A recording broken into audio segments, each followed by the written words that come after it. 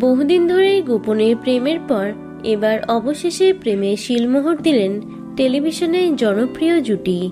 হ্যাঁ, কথা হচ্ছে প্রতীক সোনামণিকে নিয়ে। মোহর ধারাবাহিক চলাকালীনই তাদের প্রেমের গুঞ্জন শোনা গেছিল। এমনকি সোনামণির ডিভোর্সের জন্য প্রতীককে দায়ী করেছিল সোনামণির স্বামী। তবে এতদিনেও তারা নিজেদের প্রেমকে স্বীকার করেননি। প্রতীক সেন ও সোনামণি সাহা বর্তমানে একসঙ্গে কাজ না করলেও তাদের জুটিকে ভীষণ মিস করেন দর্শকরা এবং প্রায়ই তাদের একসঙ্গে দেখা যায়, যা তাদের প্রেম চর্চা আরও বাড়িয়ে তোলে। তাদের প্রেম চর্চা নিয়েও তোলপাড় হয় সোশ্যাল মিডিয়া। সম্প্রতি সোনামণি তার ইনস্টাগ্রামে প্রতীকের সঙ্গে দুটি ছবি তুলে অনুরাগীদের সাথে শেয়ার করেছেন।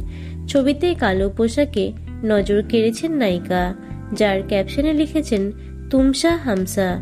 তাদের ছবি দেখে অনুমান করা যায় খুব সম্ভবত ডিনার ডেটে গেছিলেন তারা। মুখে না বললেও এই ছবির মাধ্যমে এক প্রকার প্রেমে শিলমোহর দিলেন প্রতীক সোনামণি। এই ছবির কমেন্ট বক্স ভরে গেছে শুভেচ্ছা বার্তায়।